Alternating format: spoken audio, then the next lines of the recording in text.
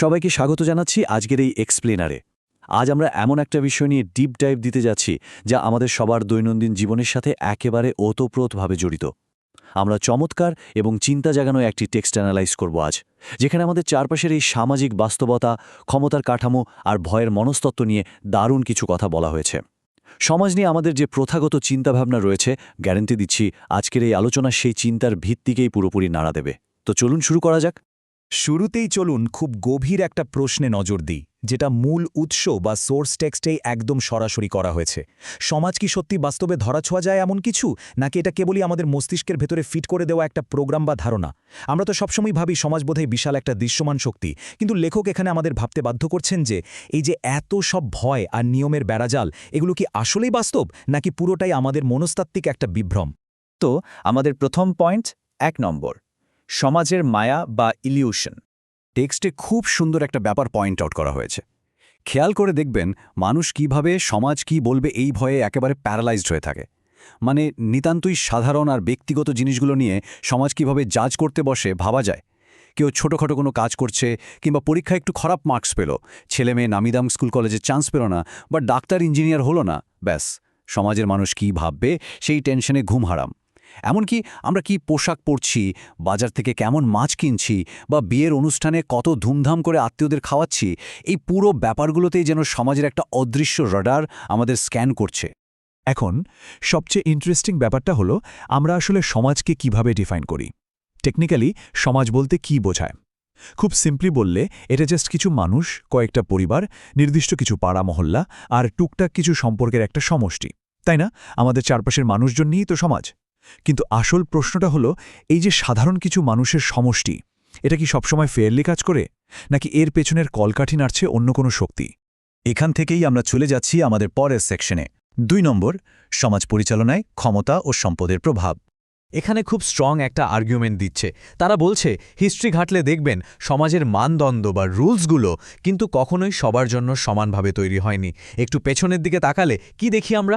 এক সময় সমাজের রুলস ঠিক করে দিত রাজারা, এরপর সেই পাওয়ার শিফট হয়ে গেল জমিদারদের হাতে, আর এখন সমাজের নিয়ম ঠিক করে দেয় বিভিন্ন প্রভাবশালী বা ইনফ্লুয়েন্সিয়াল গোষ্ঠী।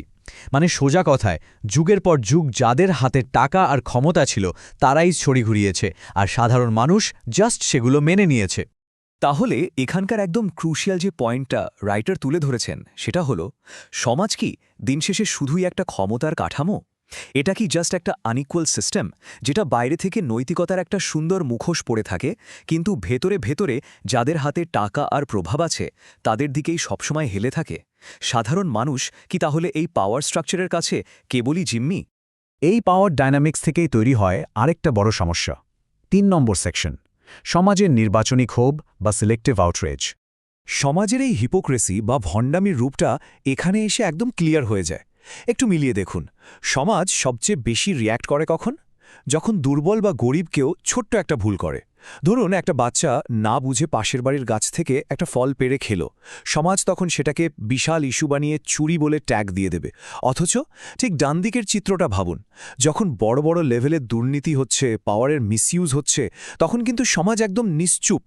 পাওয়ারফুলদের বেলায় বড় বড় অপরাধও খুব ইজিলি মাফ পেয়ে যায় বা নর্মাল হিসেবে অ্যাকসেপ্টেড হয়ে যায়।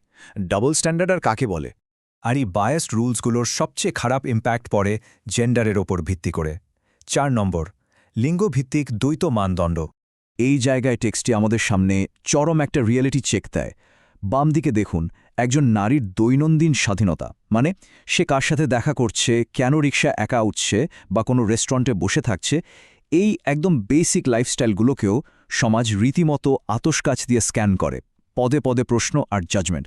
অথচ ডান দিকে পুরুষদের ক্ষেত্রে বড় বড় নৈতিক স্খলন, দুর্নীতি, লম্পট হওয়া বা ইভেন নারী নির্যাতনের মতো সিরিয়াস ইস্যুগুলোকেও অনেক সময় আরে পুরুষের স্বভাব তো এমনই বলে খুব ক্যাজুয়ালি সমাজে জাস্টিফাই করে ফেলা হয়। এই ডাবল স্ট্যান্ডার্ড কতটা ভয়ঙ্কর রূপ নিতে পারে সেটা অ্যাবিউজ বা নির্যাতনের কেসগুলোতে একদম পানির মতো পরিষ্কার হয়ে যায়। সোর্স ম্যাটেরিয়াল এখানে সমাজের সেই ভয়াবহ ভিকটিম ব্লেমিং মেন্টালিটির দিকে সরাসরি আঙুল তুলেছে। কোনো নারী নির্যাতনের শিকার হলে সমাজের প্রথম রিয়াকশনই থাকে, সে কেন বাইরে গিয়েছিল বা সে কেন ওই রকম পোশাক পরেছিল। মানে অপরাধীর বদলে উল্টো ভুক্তভোগীকেই কাঠগড়ায় দাঁড় করানো হচ্ছে। এটা সমাজের বিশাল একটা অসঙ্গতি। এই যে সমাজের একটা অদৃশ্য জাজমেন্ট, এর যে কী পরিমাণ হিউম্যান কস্ট আছে সেটা টেক্সটিতে খুব সিরিয়াসলি মেনশন করা হয়েছে। এই সোশ্যাল প্রেশার আর অপমানের ভার নিতে না পেরে অনেকে বাধ্য হয়ে আত্মহননের মতো চরম পথ বেছে নেন। তখন ভুক্তভোগীর পরিবারের কাছে বেঁচে থাকাটাই যেন একটা অভিশাপ হয়ে দাঁড়ায়। আর আইনের কাছে বিচার চাইতে গিয়ে তো কত বাবা মেয়ে যে খুন হয়ে যাচ্ছেন তার কোনো হিসেব নেই। সোজা কথায় এই সোশ্যাল প্রেশার আক্ষরিক অর্থেই মানুষের জীবন ধ্বংস করে দেয়। তো এত সব নেগেটিভিটি আর ব্রোকেন সিস্টেমের মাঝে আমাদের উপায় কি? 5 নম্বর সেকশন, ভয়ের চেয়ে নৈতিকতা বেছে নেওয়া। এই জায়গাটাতে এসে রাইটার খুব সলিড একটা সলিউশন দিচ্ছেন। তিনি বলছেন, লোকে কি বলবে বা সমাজ কি ভাববে, এই অমূলক ভয়টাকে আমাদের লাইফের ড্রাইভিং সিট থেকে সরাতে হবে। এর বদলে খুব সিম্পল বাট পাওয়ারফুল একটা অ্যাপ্রোচ নিতে হবে। নিজের বিবেক আর পার্সোনাল মোরালিটি দিয়ে লাইফ লিড করতে হবে। যেটা ভালো সেটা কনফিডেন্টলি করে যান, আর যেটা খারাপ সেটা এড়িয়ে চলুন। অন্ধের মতো সমাজকে ভয় পেয়ে আসলে কোনো সলিউশন আসবে না।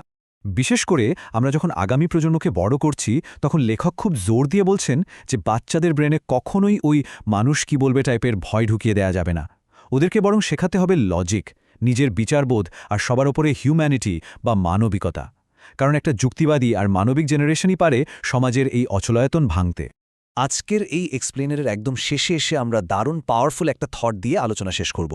সমাজ কিন্তু আকাশ থেকে পড়া কোনো আধ্যাত্মিক বা ইনভিজিবল ফোর্স না। এই সমাজটা কিন্তু আমরাই, মানে সাধারণ মানুষেরাই তৈরি করেছি। আর যেহেতু আমরা এটা তৈরি করেছি, তার মানে এর নিয়মকানুন আর ভুলগুলো পরিবর্তন করার চূড়ান্ত ক্ষমতাটাও কিন্তু আমাদেরই হাতে, তাই না? আমরা চাইলে কি পারি না এই ভয়ের কালচার ভেঙে একটা নতুন, সুন্দর আর মানবিক সমাজ গড়তে? চিন্তা করে দেখবেন। আজ এ পর্যন্তই। আশা করি এই অ্যানালিসিসটা সমাজকে দেখার ক্ষেত্রে আপনাদের নতুন একটা দৃষ্টিভঙ্গি দিতে সাহায্য করবে।